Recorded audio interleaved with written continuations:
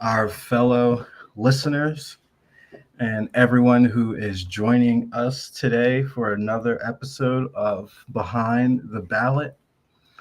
We got some juicy stuff to talk about today. I'm going to hit some domestic news, international, and then touch on some of the latest polling that has been out. I don't see So, it. Wait, I didn't see it in the too much of the UN meeting that went on. We should talk in yeah, the neither did notes. We should I. talk about that a little bit. Yeah, we'll talk about that. So starting first with the Supreme Court FTC ruling. So the Supreme Court issued an emergency ruling allowing President Trump to fire Rebecca Kelly Slaughter, the last Democratic appointee of the Federal Trade Commission, without cause. So this decision temporarily upholds the firing while the court considers overturning the 90-year-old Humphreys executor precedent, a landmark 1935 ruling that protected heads of independent agencies from arbitrary presidential dismissals.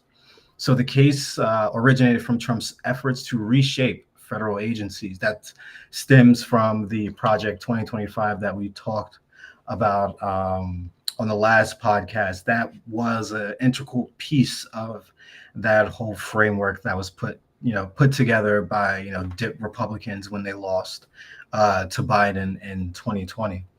So, as I was saying, the case originates from Trump trying to reshape federal agencies. Republican appointees supported the move over Democratic objections to that removal of Rebecca Slaughter. But the ruling echoes prior emergency decisions on agencies like the National Labor Relations Board, signaling a potential broader shift in executive powers. So this is also another expansion, of those presidential powers that the Supreme Court has been laying the groundwork for, and also, as I've been saying, lays also the groundwork for bad precedents and useful precedents, depending upon how you look at it, for the next president to come in and Yeah, use these Supreme Court decisions to do basically almost what they want. In a sense, it's almost a king me yeah, that's move that the actually Supreme Courts are kind of like doing, in a sense, kind of a FDR-ish when it comes to the level of executive power that he is having now compared to back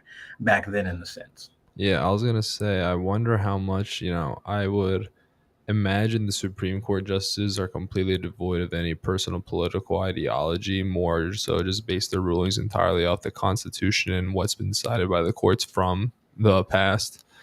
And but I wonder if there is any like political leaning that causes the judges, because some of these I understand that it is a more traditional, it is the traditional conservative philosophy to think that, well, the federal government shouldn't have so many light layers and restrictions on it, you Yeah, know what I mean, like red tape. less what, like very traditionally strictly interpret the Constitution and the decisions in a very strict conservative manner.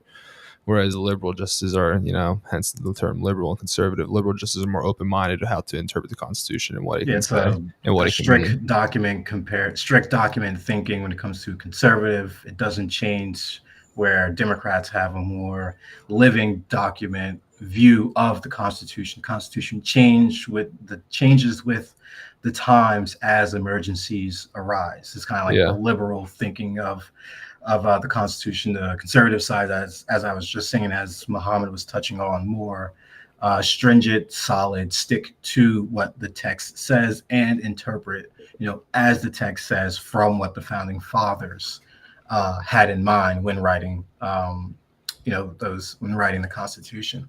it's crazy. 1776 was almost 250 years ago, but in the grand scheme of like time of countries in the world, that's very little time. Yeah, Like very little time. China existed in the BC times. You know what I mean? That's kind Right. of Yeah. crazy. Kind of No, crazy. it is very crazy. And, with this Supreme Court ruling, overturning of this Humphrey executor ruling from back from 90 years ago. This could grant, obviously, the presidents, we'll say, because this is going to affect future presidents down the line, unprecedented control over independent agencies, reducing their autonomy and increasing partisan influence in areas like antitrust enforcement and consumer protection. So you already know that, well, from the previous Trump administration in 27 and the the late teens, there was a push to, I believe, get rid of the, I think it was the Congressional Budget Office, I believe, of that. And Yeah, I I remember think that they said it was Democratic leaning in their because part it's in their Democratic. views. Yep. So Yeah. I do believe that is a independent agency. So that could be, an area that is targeted by the Trump administration. So could, the labor of statistics, as he said, we're not reporting He already put in hunger one of his own guys in there. He Yeah. said, we're not reporting hunger anymore. So, if you don't report it, I guess no one's hungry is kind of the style of play that Trump seems to be going with. But which is kind of insane, but at the same time very politician like, you know what I mean? Like if no one says anything about it, then it's not an issue. That's yeah, that same sense can be applied to a lot of the things US does and how they try to cover it up. Trump no, has poor economic health. He's like, well, let's just stop the reporting. Yeah, exactly. So I think stopping the reporting, this level of authoritarian consolidation of power and expansion of power is definitely a bad place for both, realistically, Republicans and Democrats and the American people. Like, not coming from a partisan standpoint, but just looking at it as like an average American, you should not want your president to be able to remove independent heads of agencies, because that's what they're supposed to do. They're supposed to be unbiased and independent. And with the Humphrey executive ruling, it has to be due to cause by not, performing your duties spelled out in your job, not the duties that the president deems your job should be doing, but just the duties that, your job lays out in front of you. So that's going to change across the board. And, we're going to be continuing to stay on these Supreme Court topics because, as I keep continuing to say, these precedents, these actions domestically and internationally by the president will only embolden and empower the next few presidents to come down the line. And we're going to be probably seeing ever more expansion of the executive branch and probably the dilution of Congress. I feel like the president and Supreme Court will end up being the main two prime bodies, one to make sure that whatever the president's doing, goes with the law. And, the president can just sign executive order after executive order at that point. He doesn't technically, depending upon how structures change, he may not even need to go through Congress to get legislation done. He can just executive order and then push it right through, depending upon if he has, an overwhelming mandate to do so, unlike comparable to Trump, who said he had that mandate, but, Republicans weren't fully on board with voting on a few of his measures within these past 9 months, as we've seen. And, moving on to, to add to what you said a moment ago about some Republicans not feeling confident about signing on to everything that he says and does. That reminds me of, I forgot what Democratic congressman it was, but he mentioned that he had Republican congressmen come to him in private and talk about how they personally view that bill as bad. You know what I mean? Would not affect their constituents well, but they still pass it just because the president would put pressure on them if they didn't. And it makes me also question just how much of them going with a lot of this executive overreach and power, because they're the legislative branch. You know what I mean? An executive branch getting too powerful affects them as well at the end of the day. And as much as these congressmen, well, a few of them may be stupid congresspersons, congress members, they, as much as most of them are actually intelligent people, because it takes quite a bit of brains and knowing how to get to that job to get in that job. So these people know what they're doing. You know what I mean? It's not like they don't see the long-term implications of it, but it also is just that how much of it is them trying to stand up for their their political values, you know what I mean, like actual conservative values, which most of them don't nowadays. Even in the past with Bush, most of them didn't. They wanted to do what they did, but and how much of it is these people actually staying true to what they believe? You know, we see a few of them, like I'll admit, like Massey and Marjorie Taylor Greene. They're in the news quite a bit because they're pushing back against Trump. But this Yeah. isn't Massey's first time going against the Republican status quo, and it also reminds me of how much these people value their own job security versus doing what's actually right for the country. And it's kind of a sad question to have when it comes to your political leaders, you know, because they know that the executive power branch getting too powerful would not be good in the long term. Like even like how Ben Shapiro said the other day in regards to the Jimmy Kimmel being suspended based off of the FTC, the not the FCC. FCC, yeah. Mm. FCC. We were just talking about the FTC. How the FCC pressured them to kind of get rid of Kimmel because it wasn't what the president wanted. And then even Ben Shapiro and Ted Cruz even said, like, this isn't right. You know what I mean? This is not a matter of free speech. This is a matter of free speech being violated because the president wants it to be a certain way. Yeah, he was coming from like a kind of like what I was saying in the standpoint, like across the Democrat or Republican, it doesn't matter. This is still just wrong because it's still just wrong. He said it's Republicans now, but once the shoe's on the other foot, it's Democrats. Like, yeah, so I'm sure that's what some of these Republican Congress members are thinking when they're about all this stuff with Trump's president. They're thinking, like, dude, once the Democrats in power, like, it'll be stuff that we are not a fan of being pushed through with this same exact aggression that we're pushing it through now. Yeah, I was telling you privately, I think it's going to be like a an FDR revisioning in a sense. Yeah. Like, I think it'll be it's similar to FDR's time. I think there'll be a big economic hit leading to his presidency.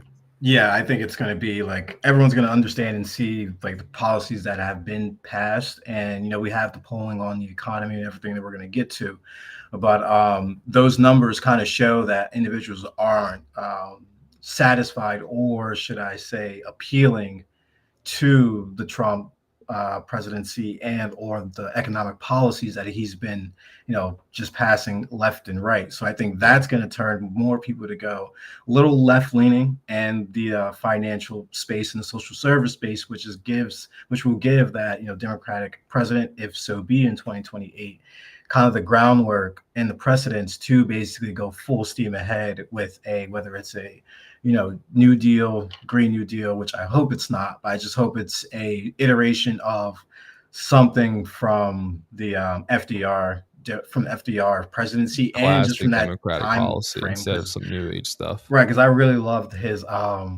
second Bill of Rights. I forget what was entitled into it, but I think it was just the education, a good job. One of them was healthcare. Yeah, it was healthcare. It was all like 4 or 5 prime bullet points, which I think most Americans could actually get behind as well, and even, you know, conservatives with those conservative values. Yeah. And, you know, there's been one value that actually has been in the news cycle much bit ever since Jimmy Kimmel, and now coming out of the Google's announcement, admission of guilt, which I kind of, you know, not a surprise. Not surprised given Meta. Along. Yeah. Right. Once Meta kind of announced it, was that like two years? No, was that earlier this year, or was that before Trump took presidency?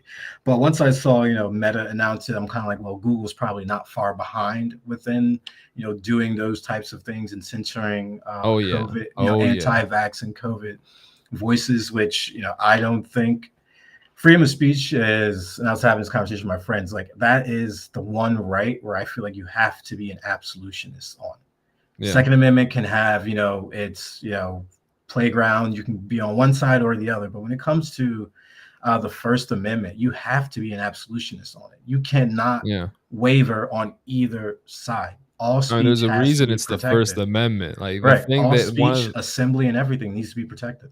Yeah, one of the main reasons the founding fathers of the vision they had for this country was in England you weren't allowed to criticize the king or anything of what he did without being possibly persecuted by the king's cronies, and that was hence why they made such a First Amendment. And the fun fact, it's also why they had the one that emphasized the separation of religion and government so much, because they said that in their time they saw enough holy war being committed in the name of God that they didn't want a country that was then going to be doing the same thing. So like while they were all devout, most of the founding fathers are very devout Protestants. You'll hear Protestants talk about that sometimes, and they had a strong faith in Christianity, but they really want to emphasize that separation because of that exact reason. They're like, as much as we think a good religious upbringing and like knowledge and spiritual grounding is important, we don't need it shouldn't be a part of the country, because then the government will manipulate it. And as we even right now, we see that with Trump. He's manipulating Christianity, to his values. And I think that ties into actually what I was about to talk, what we were just talking about, how they, despite Trump being this very corrupt and bad guy, trying to get Kimmel suspended, they, as you just mentioned, YouTube, Google were blocking their own stuff because of pressure from the Biden administration. Yeah, and I think, I mean, there's a difference. Not saying one is wrong and one is right. Don't get me wrrong. I'm not. Oh yeah, no, I just mean what similar situations, different circumstances. Yes, and I think the difference was that the way that I see that Trump was more overt with it. He was more overt with, smashing down from the top to the bottom on, this is what you're going to have to get done, basically. And I think Biden was covert. He just did it behind the scenes. No one really knew, but obviously we knew posts were taking down. What we didn't know, it came straight from Biden administration. Yeah. Then they're just taking it down. It was always, it's, Facebook that's doing it. It's, X that's doing it, all these other platforms. I think either way, it's wrong. The president, whether it was discreetly or openly, them, was like aggressive about, hey, you should silence these voices. But I think the difference between Trump and Biden was Trump, at least we don't have the knowledge of if Biden threatened this or something similar or not. So we're just going to assume that he didn't, because this doesn't have much precedent. Was Trump using the FCC to be able to threaten to block the merger? Yeah, the merger. Nexstar, yeah. So that's directly having a punishment for that company if they choose not to listen to what the government says. Yeah. So like, it's one thing for like the president to complain about what you're saying about him. Like, I'm sure plenty of presidents have done that in the past. You know what I mean? And then it's a little bit extra to say these people shouldn't be able to say this. It's another thing to actually be able to threaten them with something and use that threat to, say that. And I think that's where the difference between Biden is and Trump is in this situation, is that Trump did threaten them with that hammer of, you're not going to be able to merge. And fun fact, a lot of people don't know this, that merger would have been about $5 billion. If that merger failed, Nexstar would have had to pay nearly $500 million to the company they were trying to merge with, just because it was a failed merger. Yeah, I think they tried to merge during Biden's administration, but Biden wasn't letting that happen. They're far too big. They're far too big. They shouldn't be able to. They should be broken up. Most of the telecommunication companies should be broken up. They're far too large. I think we last reported 5 now. 5 control 80%. Yeah, 80%. Yeah, that was because the news on local telecommunications local level too, which is crazy. The local level is the most craziest level. Owning it there, that's where you hit. Obviously your voters. The national stuff, of course, everyone's going to get, but the local stuff is curtailed stuff that they make sure is flushed everywhere through all those 80% that they cover. They're getting that same message, or a curtailing of that message. Which that's the thing that I hate about those news channels and such. It's a cookie cutter program for your face every single time. Like, you're gonna, what you're gonna get. You're gonna get like the same kind of the same kind of energy, the same kind of enthusiasm, the same kind of presentation, the same kind of ending. It's just through every program. And I don't mean just like one program has the same kind of build from beginning to end. Of course it does. You don't want to structure your program, but I mean that every program on the news that you see, every news channel is just structured the same exact way. Yeah. And it's because these people these few companies control it from top to bottom, and they have a strict message and presentation they want to have and they want to send. And I think that does this injustice to the, actually delivering the information to the people. Because that's one reason why I think a lot of younger people prefer podcasts, because it's really a lot more in depth of what's being talked about, what people think, what people believe. You wouldn't be able to hear the stuff me and you are talking about if you went on the Fox News Network, CBS News Network. They present you the news, tell you what's happening, and then give you some dumb batshit opinion like all homeless people should be euthanized. Yeah, and then and then that's that. Give you the news. It's the difference. Yeah. So Damn. yeah, no, So we're it's gonna say. when I was gonna say, when we see these private companies censoring people's independent voices like that, it's even more worrying because like what we know right now, we've got these programs that are controlled by such few companies that all share the same kind of, the same kind of thing they want to message. These billionaires aren't cahoots with each other. You know what I mean? Like they're not going to do something that's going to throw off the status quo of what made them get to them where they are. Exactly. So, when these people are controlling the narrative, and then they're not only controlling the narrative on the cable networks, then they try to silence the narrative from other people. That's when it really gets worrying. And I think that's in terms of what YouTube and Google admitted. I'm glad they decided to admit that and come clean with that. Oh yeah, without a doubt. Yeah, that Yeah, was they had to have. They probably couldn't sit in good conscience with knowing that that happened, as well as the level of free speech has been in, political talking point within the yeah, last week and a half, we'll say. Um, but yeah, I am glad they came forward with it. As we said, I was not surprised by it at all, not given that. surprised. Mm.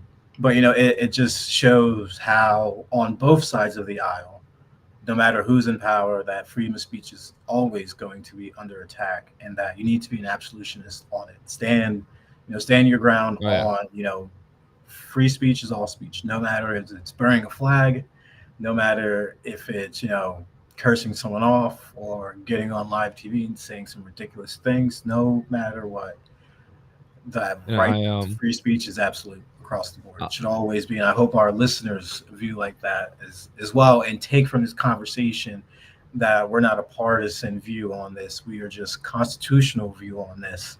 We're just straight with First Amendment rights across the board. yeah.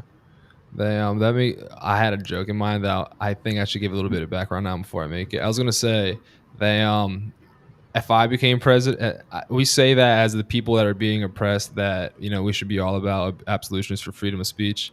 But I was like, but if I became president, I don't know if I would be. And I say that as a joke because there's that one short that's about that one African politician. He's like, if there is corruption, I am Oh against it yeah. every time. But if I am a part of it, I will defend it. Yeah, that's that. That was And, crazy. it's just the same kind of vibes, Of course, I would. I'm just saying it right now. I would defend the First Amendment. I would not try to violate people's speech. But those videos No, yeah, make me they laugh. definitely But, do. And to speak about corruption even more, we got yeah, this breaking news that didn't really catch storm and fire, even though this is like almost this is like literally direct out yeah, of a literally mob Watergate. movie. That's what I was thinking of. Almost Watergate level styles. Yeah, So what we have here is Tom Homan, the director of ICE, I think is that what that position is called. Trump's border czar and former ICE director was investigated by the FBI for allegedly accepting $50,000 in cash from undercover agents posing as businessmen seeking government contracts in a September 2024 sting operation. The probe, which included hidden camera recordings, was shut down by by Trump's DOJ, with officials citing no credible evidence and labeling it as a deep state effort. Homan denied the allegations vehemently, of course, and the White House shifted explanations defending him amid reports of political interference. Now, you know, if I'm a CEO, right, and I see, let's say my CFO, right, takes, we'll just say COO of operations. So that's kind of what Homan's kind of is in a sense when it comes to immigration. And I see him on invested in like through cameras taking the 50,000. Like we don't know how many times that possibly happened realistically. Like that could just be like it's a sting operation, so it's months and months and months leading up probably to that one operation, and paperwork and paper trail as well. But I mean, you see him taking the money on the video camera footage. Like it's plain as day. Like I understand he's tough on immigration. He's a very good spokesperson and mouthpiece for ICE and illegal immigration enforcement. Yeah, definitely is. He's I can't lie, when I hear him talk sometimes I'm like, damn, I'm like, all right, well, it seems like they got a very good hype man for the ICE. Right? They got the right guy for the job, even if I don't like him, I'll say that. But, once again, this is just erodes the public trust with ICE. And I mean, I don't know if you saw this, but there was actually a video of ICE agents using a father's 5-year-old daughter, I saw that. autistic I daughter, saw that. to bring Disgusting. him outside. Like, I understand the father without a doubt should Disgusting. have came outside, but to get to those level of tactics using a 5-year-old autistic, little girl to pull out, to bring out her father. I mean, it's just like, how really low are we going to go to the points to where it's not just, dismantling, families, economies, local and state economies, but it's just more so ripping apart like the moral fabric that individuals even slightly may have towards ICE or even towards the administration for immigration policy. Realistically, like those numbers on immigration, they're less than tied now. Like, we'll get to them, but yeah, these there's stark changes happening to the electorate when it comes to a lot of the issues that Donald Trump claims that he's championing on. The lands are I mean, shifting, dude, if basically. the Democrats can put up somebody that doesn't make the Hispanics want to kill themselves, they will win. You know what I mean? It blows. I shouldn't. It doesn't blow my mind because I understand why. But the fact have how the Democrats lost so much of the minority man vote for to Trump. Yeah, across Hispanics, African Americans, Muslims. I know plenty of Muslims who voted for Biden, who then did not vote Kamala or voted Trump. They because of just everything that was going on, and there was that 50% swing among African American men Yeah, and Hispanic men that both went to Trump because of just the message the Democrats were yeah, giving, which was not one they agreed with. And if the Democrats can just not do that kind of horrible messaging again, it's not like you're asking for a miracle. You know what I mean? It's like you're asking for somebody to follow a cookie cutter recipe that's been done before. They'll be able to win over the whole the we'll get into the polling later, but they easily be able to win over yeah, this because as you're saying with ICE, with some of Trump's biggest things that he was running on, he's really yeah. losing But people's support.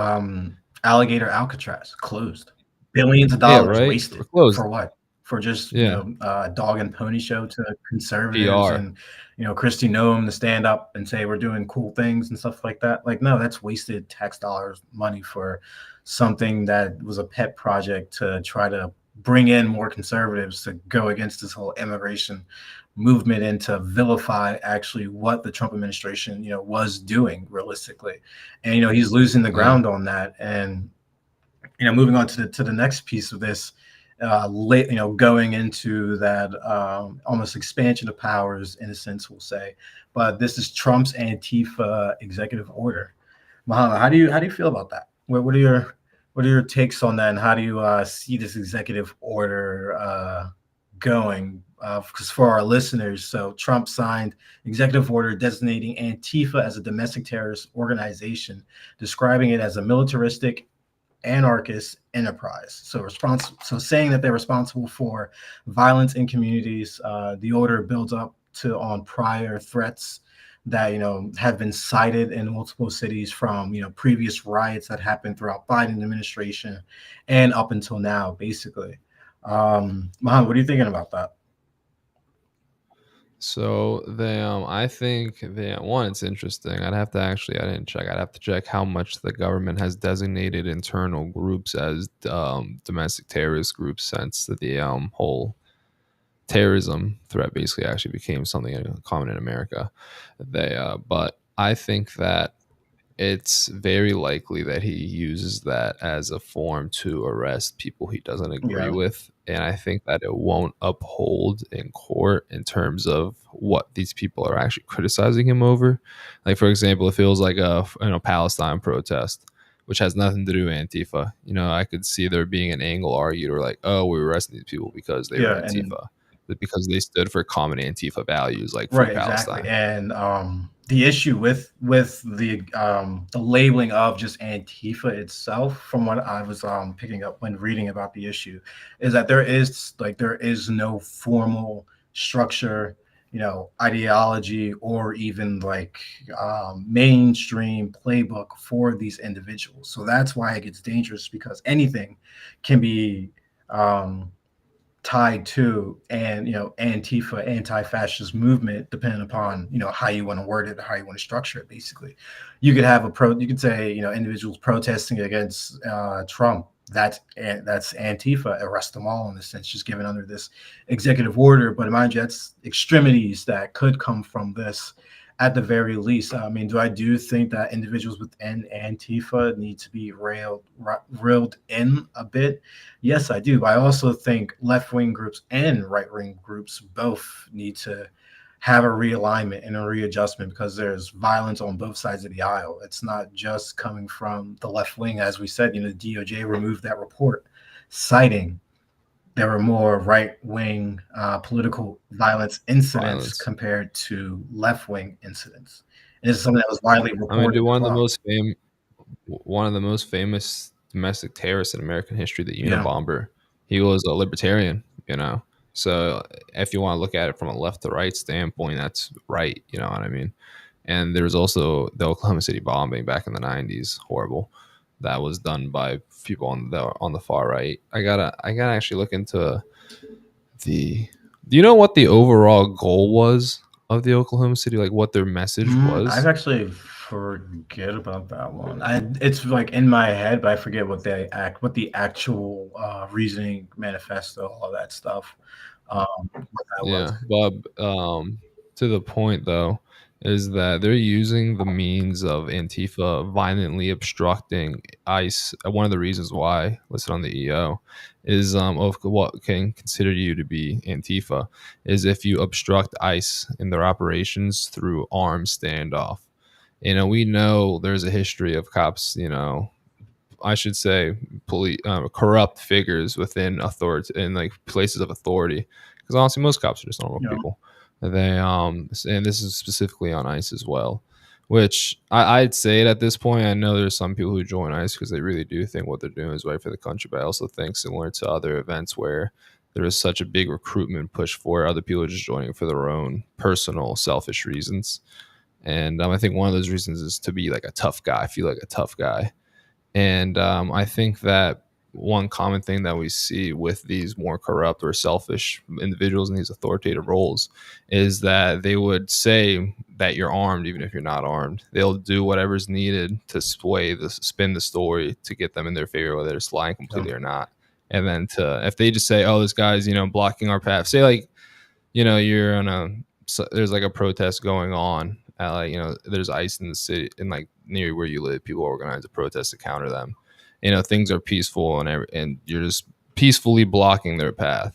It's been done before, even in recent history. You can look at Serbia, the student protest in 2024. It's very common for these kind of figures to just say, oh, hey, these people are going violent, and then while everyone's peaceful, and then the police either put in like a patsy in the crowd to start committing violence. You know what I mean? That's been done. Or they'll just say, hey, these people just hit me with like a water bottle. That's violence. We're going crazy with it.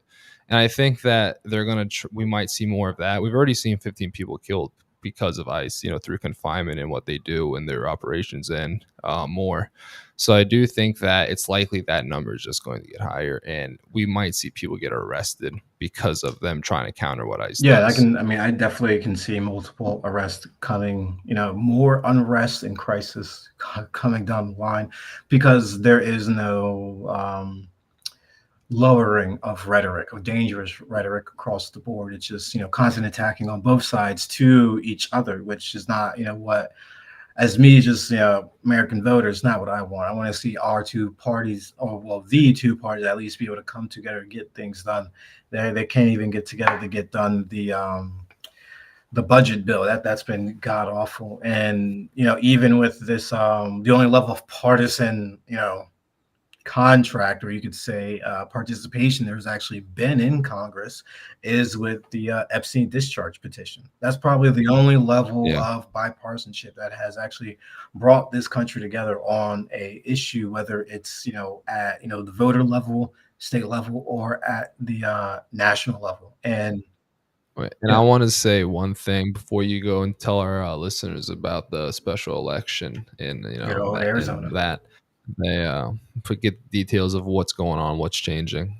Speaker Johnson blocked House votes on the 29th and 30th of this month because of because of because of recess. Yeah, this. they run out. Yep. So now Yeah. it won't be until. Well, I'll get into it, but Yeah, I'm gonna yeah, grab a good. drink real So quick. a special election in Arizona 7th District is happening. I believe it is today, actually. So following the death of Rep. Raul Grijalva is expected to add a Democratic vote to Congress, making it 218 signatures, which they will have needed for a bipartisan discharge petition led by Representative Thomas Massie and Representative Ro Khann to force a vote on releasing Jeffrey Epstein's case files. And then, Speaker Johnson has been delaying this petition because this is honestly the last thing that he wants coming across his desk, as well as to have conservatives, vote on this, because that vote is obviously going to be made public. So you'll be able to see who wants to have those files released and who is kind of scared and wants to keep them shuttered. So, with these implications, if it is successful, the release of this sensitive information implicating high-profile figures can spark many scandals and investigations across all parties. And it puts Johnson in a bind, Speaker Johnson, potentially for fracturing the GOP unity and forcing a vote that might expose connections to Epstein as well. So the broader effect is it could be cataclysmic for individuals who are in those files. So I do understand, Johnson is trying really hard not to have this come to a vote. But, as we've been saying, tides are shifting and Democrats are kicking it into gear, and they really want to have, these documents out to the public. And, Thomas Massie, Marjorie Taylor Greene, Ro Khann, they've got the backs of the victims that have gone through the trafficking of Jeffrey Epstein. And I think it's only right that every American knows what's out there. You don't run on something for Especially right, since our presidents have been involved, right. You Clinton and don't run on Trump. something for 4 years and you have all the means to release it, and now you don't want to, given the high profile names or the implications, the scandals, the investigations, or anything of that nature.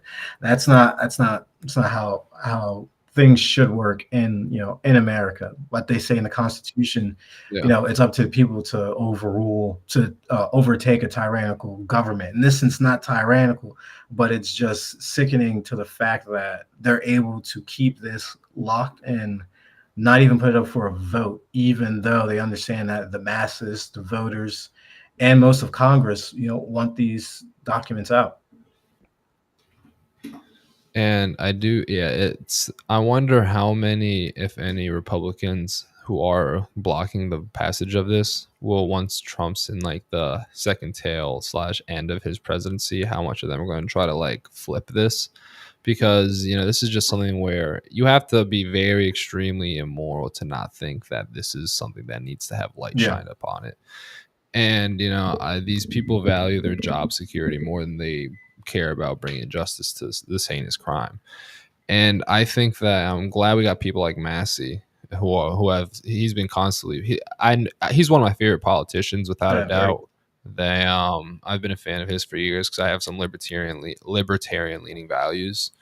But I do think it's nice that we are seeing some bipartisanship in the regard for the Epstein files, and especially because we can't trust the FBI, because Kash Patel, FBI director, just went on the hearing for Congress, literally saying we have no record of Epstein trafficking anything taking to anyone. affirmation notes. And then, good fight with Saul. Yeah. Like, dude, come on, bro. And then I think it was Massie actually who said some of the FBI files that have been released regarding this literally state that he was trafficking. Yeah, there's court we want to know who he was doing for, what he was doing with who. You know what I mean? So it's like, how are you going to backwalk this? And we've seen, how the extent of Trump's influence and assertive corruption, where people that he puts into these positions that are yes men, like Kash Patel, are just doing whatever he wants, not actually doing what is needed for that position. Like Kristi Noem, and this kind of made me laugh. Then Kristi Noem put in like a 25-year-old for like the assistant director position of the Department of Yeah. Homeland Security. The woman was like asked, you're very young. What do you think I'm makes you gonna grab a qualify? drink real quick. All right, cool. She was like, "You're very young. What do you think makes you qualify for the position?" And the woman replied, she's like, "Well, what makes anyone qualified for any position?" And I think it's ridiculous that and these people actually get taken seriously. I'm like, come on, you're the assistant director of of Homeland Security. You can't just be a 25-year-old just off the guy, probably getting recruited off of Reddit for Christ's sakes. And I don't know how these people make these decisions. I don't know if they're like throwing darts at a board. I don't know if they're spinning a wheel, playing roulette in the back rooms of the casino of the White House, which probably is honestly how they make these decisions. It's kind of ridiculous to think about. I don't know what was going through their minds. Aside from like making more money, then we can get into that for a whole 15, 20 minutes of how much money Trump's been making. Since we're on the topic of corruption, may as well bring it up, honestly. So, aside from, we know that the reason why Trump stopped talking to Epstein was because Epstein screwed him by taking one of his employees too many times. And the funny thing is, and the sad thing is, that employee, I say funny just because I like to laugh off pain. The sadder thing about that is that employee that Trump cut ties with Epstein from, who he said took him, who was like the catalyst for losing their relationship, was Virginia Joffrey. And during a interview, my cat's passing by. During an interview he had just recently, like literally a few weeks ago, that he had, I think it was on the Air Force One. It was on the Air Force One. He mentioned that he treated Virginia Jeffrey very well. She never had any complaints. Never had any complaints at all working with her and with him. And I think it's just to see how much people are willing to defend this man. It makes me concerned about our politicians, but I hate the government, so I'm always concerned about the politicians in one way or another. But this specifically, you know what I mean? How are you not going to do what's right in the regards of what's being these American citizens being trafficked and violated? And Right. it's just, Where's the moral compass, where's the basically? moral compass? They Where have is it? none. We see it with the Gaza situation. We see it with Epstein situation. At least the Democrats are turning a new leaf through pressure from their voting base. You know what I Yeah, mean? at least at the very least. Yeah. And that's that level of bipartisanship is something that's not being seen. As we've talked, as I was talking about with the whole budget chaos in a sense. So the Yeah. government's plan is looking to shut down. Excuse me, September 30th, and I End of the month. believe, yeah, basically end of the month. The House did pass a continuing resolution, but I don't think that it's going to be passing the Senate. I think they're mulling it over in a sense, and with the recess taking place as well, they're going to basically have 48 hours from the time they return to pass a clean continuing resolution to fund the government for another month or so. I think the House bill only funded it until about November, so we'll be right back at this in November. So just footballing it, Kicking the down can the down the line, road. basically.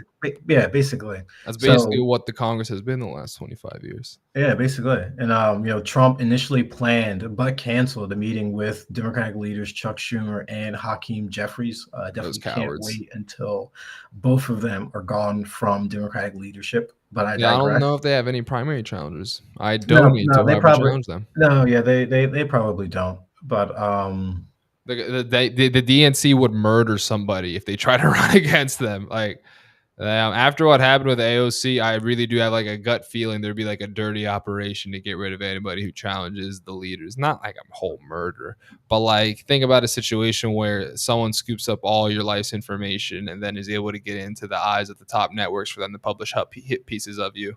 Like what we were seeing with Mamdani. They published a story about him moving a college table in the lunchroom, and they interviewed some former college students that went to the same college he did, and they're like, yeah, I think I saw that guy move a table once, and they're like, oh my god, and he didn't return it.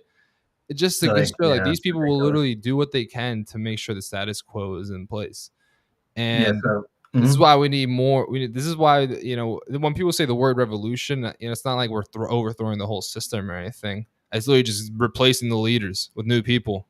Yeah, new younger individuals who, Yeah, need to rise up and be ready to, lead this country eventually. a new So ideological movement within the Democratic Party. It's like a exactly. revolutionary, ideological revolution, not like literally a Democrat overthrowing the country. Right, yeah, yeah, we're not talking, in the Yeah. streets, muskets and all that like back in the day. No, no, no. We're just talking an actual ideological shift and change. I actually think AOC's positioning herself very well. Was not really a fan of hers when she first started, given how progressive she is, but she is making her time and spotlight known. She's partnering actually with Gavin Newsom, the Vote on 50 um, initiative, basically reaching out to Californians, basically having them vote on the referendum measure. Individuals that don't know what a referendum is vote when you basically when you have your ballot when you go to vote. There's usually a question on the back that all voters can vote on, and if majority votes for it or votes against it, it's either passed or it doesn't happen. So that's a referendum in a sense. So that's what this vote on 50 is. Question 50, I believe, is what is 50 an questions. even. Wow, that's a deep.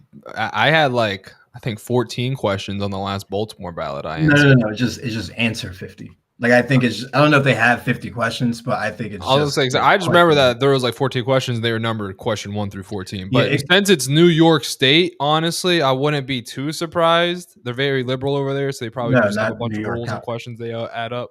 California. She's Oh wait, she's vying she's coming to for California. Ah, Newsom. okay, Yeah, okay. so I what thought you said New it York. was I thought you said New York. so Newsom retweeted a video that Now AOC that you put mentioned that, out yeah, I remember seeing talking that. about Californians time to stand up on redistricting and so forth, vote on the measure because Newsom was able to get the redistricting vote on the ballot for a referendum. So that's what AOC is kind of like championing on with him. And actually, on the free speech, we didn't say anything about Jimmy Kimmel. He is coming back, and I do believe that Gavin Newsom is going to be one of his guests. First So, episode back, so gonna be seeing a those well, seeing those two things can only spell out potential 2028 partners coming down the line. But we will see, and we will keep our listeners updated with those numbers as they come, and then and I want to add yeah, before we change any topics, is that now that we were just talking about the Democratic leaders being replaced, there is that confirmed news that AOC is preparing for either a presidential or a Senate run, she's going to and Senate. so if I think she will. I think two things. One, I think it's clear Gavin's going to be the guy. 100% in my opinion. And two, if she were to try to do anything with the president, be vice president. She's smart. You know what I mean? Like I said, you Yeah, don't get to she that needs to go position without senator being a route. smart person. Senator And route and usurp Schumer. Chuck Schumer, yeah, I think she'll go And center. She'll take over the Senate. She'll be like Gavin's person in the Senate. Then she'll build those connections, those more like powerful positioning, and then she'll be able to make her presidential run for senators sit for 8 years, 6 years at a time. So I mean, shit, crap, yeah. she Let's may just be say, better in the Senate, honestly. She yeah, may be she could be a progressive version of Nancy Pelosi, but over in the Senate. yeah, I whipping up the definitely votes, think it'd be better for. I making think sure individuals are right on the money when it comes to issues, topics, talking points, all of that. Because in Kamala Harris's book, I think it's like 107 days. I have not read it. I've I only think read it's literally just excerpts from available it. for sale So yesterday. I might get it. I'm not sure. yeah, everyone's been talking about it. So in the book, she talks about how AOC goes deep into policy. It likes to break things down, which I think is extremely important because a lot of politicians really don't go into that nitty gritty deepness of their policies. It's usually the staffer level that does that. My rep, he was when I worked in the state house, he was very, we'll say, familiarized with his legislation. Don't get me wrong, but I was the one that had to know the deep diving and the knowing of how things kind of shaped up and happened. So that's where I think AOC can kind of help with Newsom and whoever he does end up picking for his vice president slot if it's not AOC, if it's not AOC, but Yeah, Kamala said that she called Newsom. He said he texted her and said, "I'm hiking. We'll call back," and never called her back. That's Love so it. funny. That's so he was like, I Love do it. not want a part of that. Yep. That's train to disaster. Yeah, I love it. So I think actually we might be able to say we kind of called the future on this next one we're getting ready to hit. So I know there was talks of what was it, Nvidia, Intel, Trump taking stake from those companies, and when we last were reporting on it and talking about that, we were both saying that we obviously see the Trump administration going further into different industries as well as different companies looking for stakes and wanting to take more stake in additional companies to bring in more revenue and so forth. Smart idea no one has thought about, and now he's looking to take a 10% stake in Lithium America. So to give context and background to what's all going on. Yeah, I'll be right back while you do that. Yeah, of course. The core of the current developments revolve around a 2.26 billion conditional loan guarantee from the U.S. Department of Energy loan program office. So it was approved in February 2024 under the Biden administration. So it's a 24-year loan with interest tied to U.S. Treasury rates, which was intended to fund most of the processing plants, construction, and adjacent to other construction as well. So it marked the largest ever DOE loan for a mining project and was part of broader efforts under the Inflation Reduction Act to boost domestic critical mineral production. And that's kind of like what Trump's been saying about these mineral deals and so forth that he said we have with Ukraine, but we haven't seen anything from that. This is kind of stemming from those level of conversations in a sense. So Lithium America was scheduled to draw the first tranche and tranche. There we go. Way to correct me there. Tranche in September 2025 with the incoming Trump administration following the November 24 election initiated a review.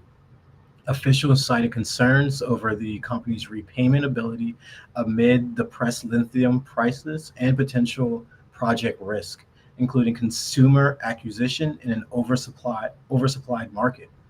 So initial reports of the reevaluation resurfaced in the Washington Free Beacon in early September 2025. The review also scrutinized the loan's amortization schedule, where Lithium America's proposed deferred principal repayments without altering the total interest or timeline.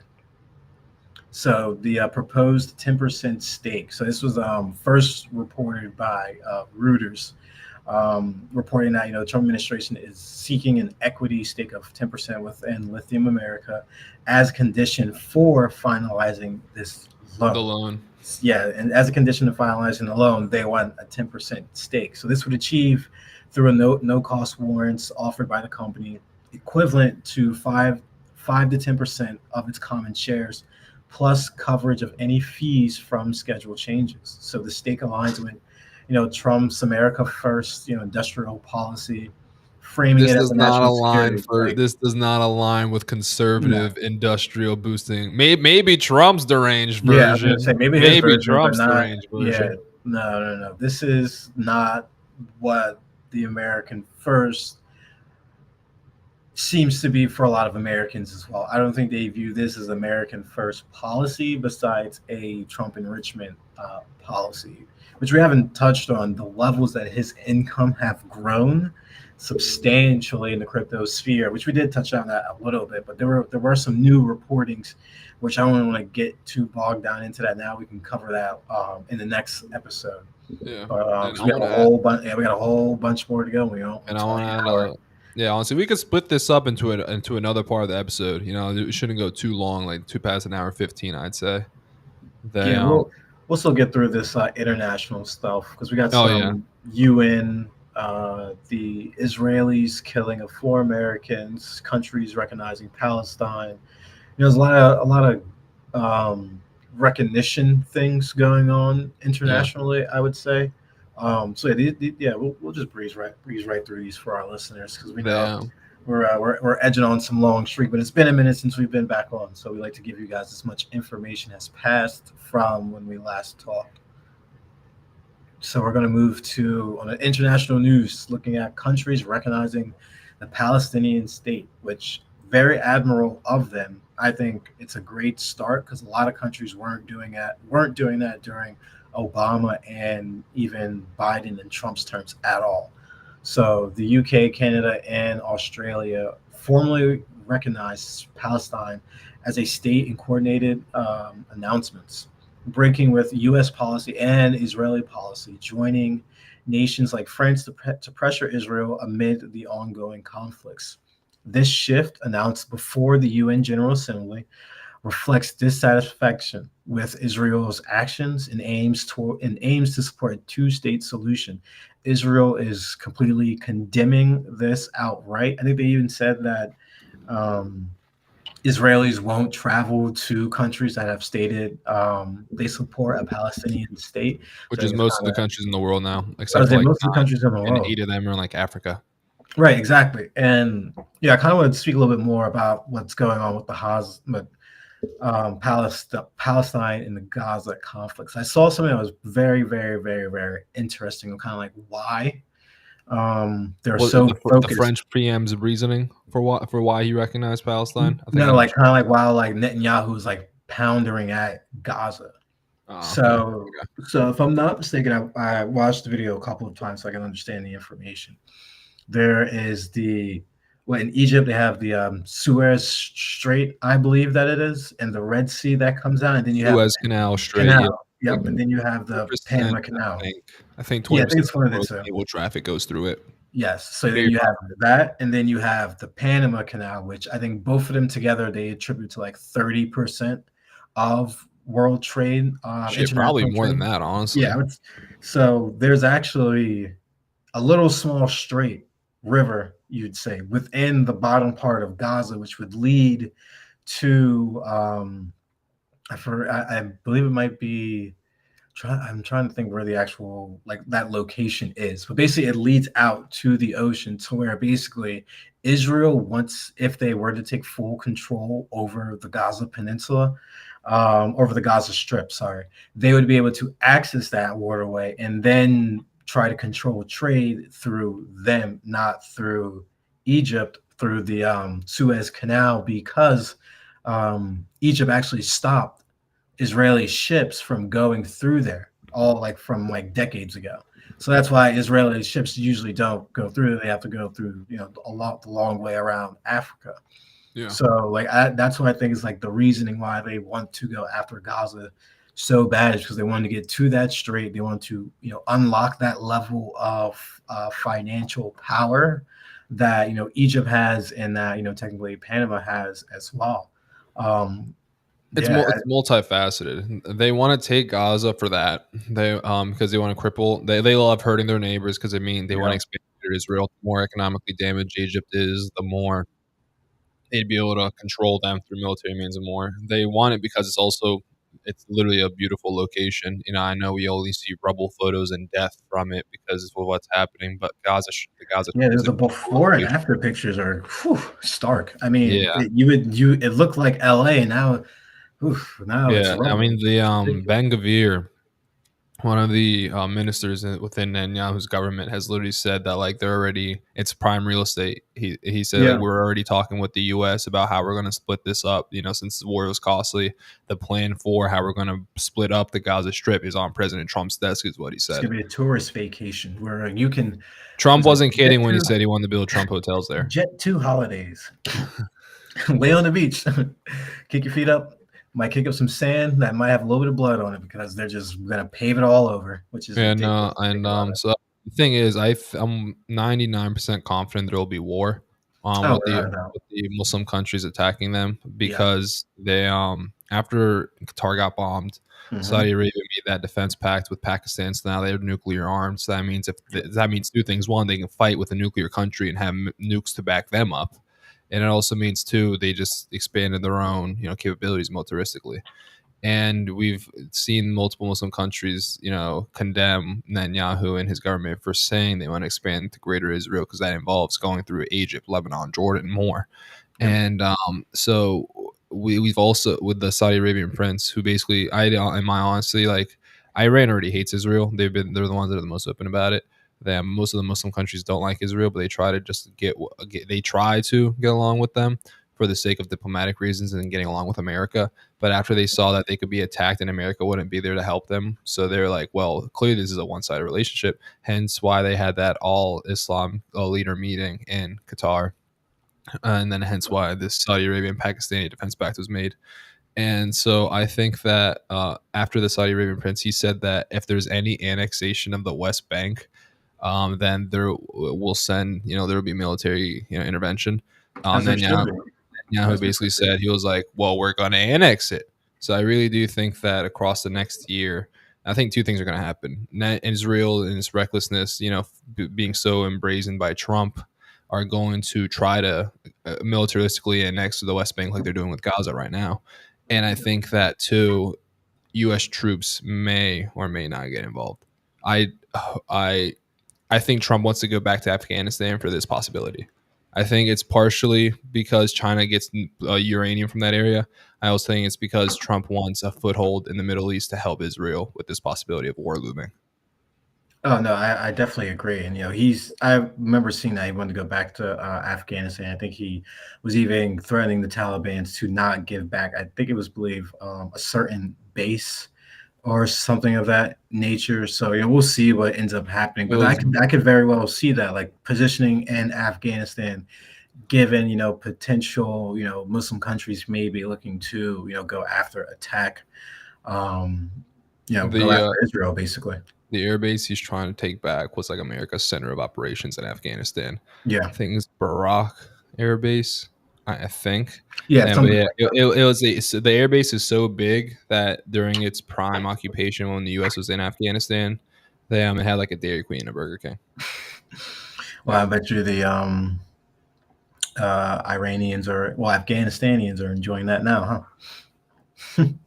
And then so something a little bit more somber and sad in a sense, but it was also reported that 4 Americans were killed due to Israeli bombings. So it's a tough pill to swallow as an American because not only are we supplying them the weapons, they're being dropped on our own individuals, and it's kind of just brushed off as we'll look into it, we'll investigate it, and Imagine you if it know was anybody but Israel who did this. right, anyone but Israel would be up in arms and wanting to actually go over there and oust them and and establish freedom. But in this sense, when it's the individual that has not just the presidency but Congress by the throats, it doesn't matter. Um, they have, it's basically almost like he has U.S. diplomatic immunity when it comes to him. Like nothing will stick to him that ever that he does something wrong. It's always just investigated and just whittled away. Nothing of the sorts will ever change if there's not a level of accountability held towards him, which what Israel, like the country, was trying to do actually. But then Trump stepped in and then got rid of the individual. Well, not well, he played his power to have the individual removed, basically, that from the ICC, the International Criminals Court, basically, from trying Netanyahu, which is ridiculous. But also should tell you how much of a hold that they have, how much of a overt hold they have on the United States. Yeah, I think most politicians are just afraid of going against Israel, Yeah, because of APAC and the financial backers that would just throw the Jewish billionaires will throw millions, literally like they're throwing at Thomas Massey, to make sure there's no against Israel people and that are getting into politics, and also because of all the assassinating that Israel does of prime politicians and more. They in the cyber attacks Israel does. Which, speaking of cyber attacks, the Secret Service foiled a telecommunications attack that was designated for the UN. They and around when they met in New York. So there was only three countries, according to a former CIA agent who I follow on Twitter. He said it was either Russia, China, or Israel. Considering the chain of events that were leading around that New York meeting, and how the countries were all recognizing Palestine. Now I'm inclined to think it's Israel. So Mhm. we know there's people who also work within the U.S. and the U.S. government and the U.S. communities that are work for Israel. Whether it's the Mossad, they give them information just as volunteers, like Laura Loomer, for example, the most prominent one. Or we have people who are literally like quite literal double agents. Like Ben Shapiro. I shouldn't say that about Ben Shapiro, but I mean people who work within the government who are more aligned with Israel than they are in Sure. America. They Yeah. want to speak about. I don't mean like KGB trained secret agents. I mean people who work within the government, and if they were given a choice, they would pick Israel over America, which is the issue. And I think that fear is the primary reason. Honestly, I think the U.S. people, for the most part, for the longest time, were the reason why Israel had so much support from the American base. Don't get me wrong; I do think that it was also because of that. The politicians wanted to give the people what they wanted, but the kind of messaging that gets the public to be so pro-Israel in the past can only be allowed or greenlit or worked on by the government in one way or another. And so I think that with the tides turning in terms of Israel support, that Israel is really just getting desperate with their last batch of what they can do, and they're fairly sure, based off how they're acting, in my opinion, that once Trump leaves, they won't be able to have any chance Yeah, again this is their of last the 4 years U.S. to being really so do strongly backing anything them. with, with a full-fledged US, support, especially when, this midterm 2026, 2028 midterm, and then, 2030 midterm, you're going to see a changing of the guard from Israel, from pro-Israel individuals to anti-Israel individuals when it comes to Congress. If, there are willingly enough young individuals that want to get into politics and into elected offices, that these are going to be your years to wanting to do that. And as both of us have stated, probably we also want to get into that realm. So this is going to be our years to do it, in a sense, because of how much of a shifting tide there is from Democrats to progressive, from conservatives to MAGA, from Israel, from the older generation to the younger generation, financially and the economics as well. It's all changing to where the younger generation is going to be able to have a very vocal representation within the next few years and or few election cycles. That's going to change really foreign policy, economic policy, and domestic policy across the board. And I really do think it's going to be for the better, in a sense. I don't think we're going to be going darker down after this, in a sense. I really don't. I really don't think so. But one thing I do think that younger generations won't be doing is this Argentina lifeline. I don't know if you saw that, Trump trying to save Argentina, even though I the saw that. conservatives will always pounce on socialism because of Argentina. So, but yeah, you want to save the country, and the reasonings behind it, I'm just like, what's the purpose of like wanting to save Argentina? Mohammed, what are you thinking on that? The president is extremely pro-Israel. That's what I think, and no. I think that he doesn't really care about Argentina nor their finances. I think this is coming from above. Yeah. So Yeah. so how do you see that Israel and Argentinian connection? Because I'm not Ilya kissed the familiar. wall. There's literally there's pictures of him kissing the That's wall. right, and Yeah. that's totally right. Yeah, once you Yeah. kiss the wall, you might as well. Wait, let me check. Did Argentina recognize Palestine? In 2010, the Argentina, before he was in president, did. However, Argentina's stance has shifted since then under current president. In May 2024, Argentina broke with its traditional Okay. position and voted against the UN General Assembly resolution to grant Palestine additional rights. Hmm. When before they were pro-Palestine, and he was the guy who changed that. So I absolutely think it's that. Is that from the behind the scenes? I Yeah, I think it is mean, behind the scenes. yeah, I mean, I mean, realistically, I would that's not want to see a funny. country go through a financial crisis. I think the last country that defaulted, wasn't that Greece, if I'm not mistaken? Greece I'm not sure. defaulted. I'm not sure. I think last year, 2 years ago, something like that. One of those countries definitely defaulted on their debt. But no, yeah, the implications are huge for this. I really want to see what happens for it, and I also want to see what's the appetite for this on both sides of the aisle. I'm also wondering, is this going to be something that is congressionally done, or if this is going to be something that's presidentially done, like on the executive level, or does he have to go to Congress? Given that it has to deal with money, I believe he will have to go to Congress because they own the purse, and I think that's the last thing that They'll Republicans agree. want to see is not only will your voters give you flack for sending weapons to Israel and using taxpayer dollars for that, but they'll also give you flack for now sending more taxpayer dollars that aren't going to the middle class, which needs now $5 million for the American dream. They're going to give that to Argentina to rebuild their economy. And the It's craziest not thing going to sit is, right with voters at all. this is all while Republican politicians tell their constituents we don't have enough money to do things like Medicare for all.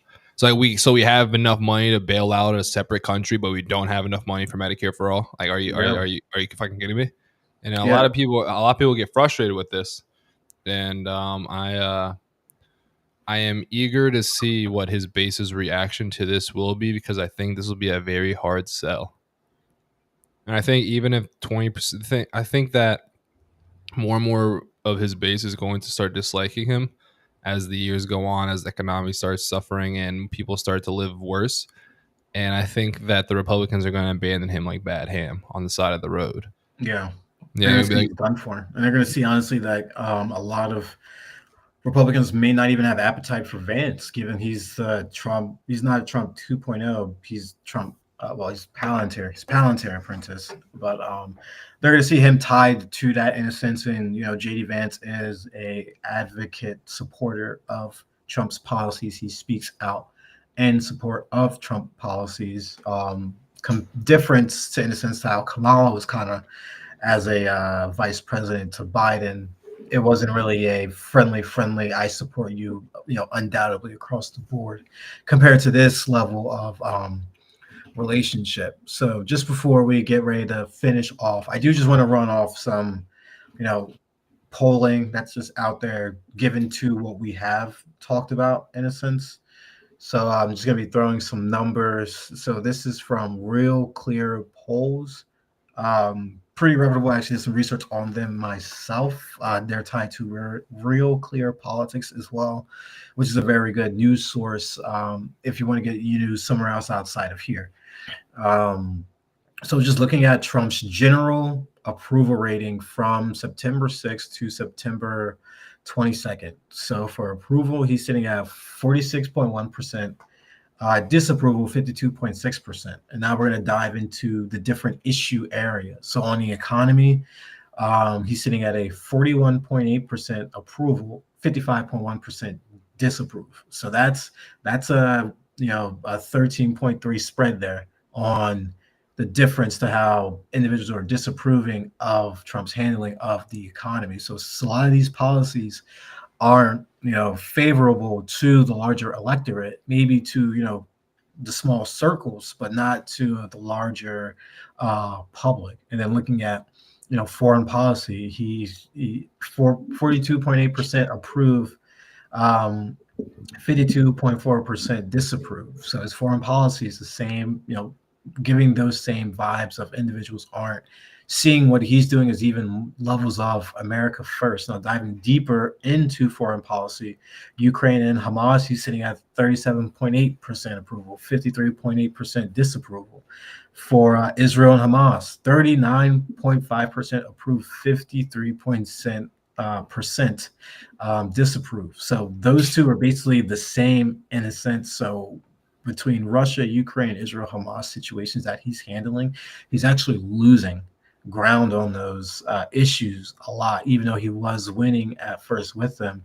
As we were talking about immigration, he's listed at 48.4%, and for approve and disapprove. So he's just at a median tie there on his number one top issue that he ran on. yeah, That's a stark change. And I hope the administration is really looking at these numbers and taking them not with a grain of salt, but like actually, understanding that their policies are not favorable to most Americans, realistically, or to the, general electorate. Looking at, 2026 generic ballot, Democrats are still outperforming Republicans Democrats leading at 45%, while Republicans are at 41.4%, a plus 3.6 spread for Democrats. So you're good. So as we've said, it's going to be a little bit of, I think it's going to be a minor to medium blue wave in 2028.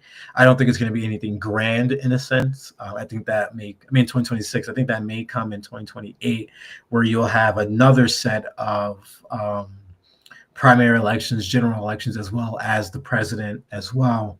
So the president can really set themselves up depending upon who's going to be, running, or who's going to be the party in power in 2028.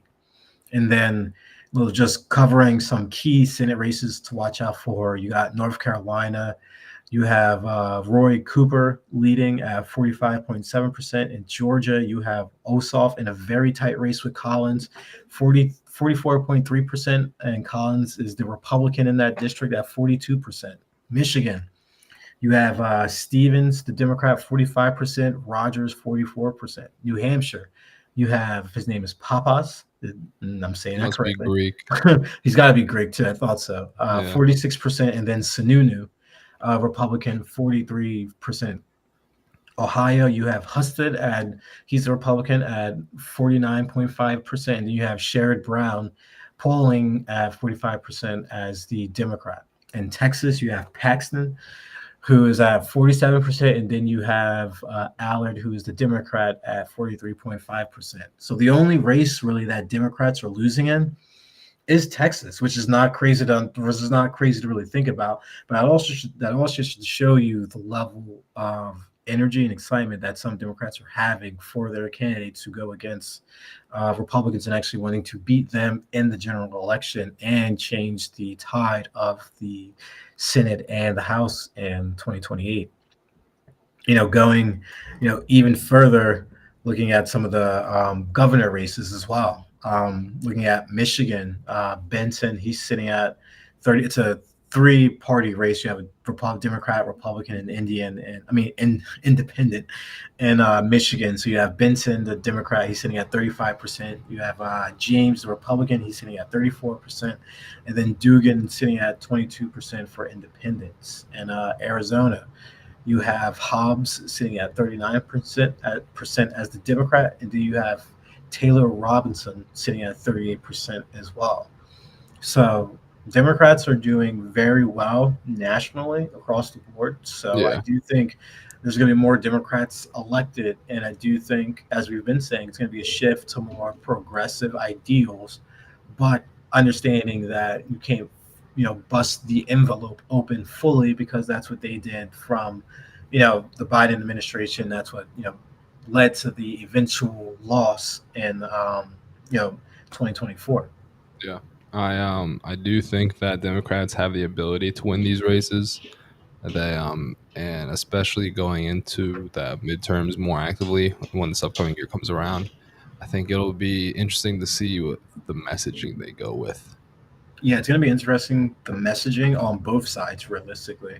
And it's going to be cool to see what these the primary rallies that they're going to have, the midterm rallies that they're going to have. That's going to be interesting to see. And gosh, I would love if we could go to one and record it. That'd be awesome. Maybe, you never know. I got some ties in Congress. Might see what happens. I have no ties, so that's all. Actually, we'll look into that. Actually, yeah, I definitely will. Once it's it probably won't be until next year, given 2026. But we shall see. We shall see. But yeah, thank you, Mohammed. You have anything else? No, that's all for me. Okay, thank you again for our first schedule, I guess we could say, on the news schedule that we put out. We appreciate everyone joining, and catch us again on Thursday, 6 to 7:30. Get your news here. You're gonna find it engaging, balanced, and informative. And thank you all again, Mikhail Jenkins. This is Mohammed. God bless America. Hope you all have a good day.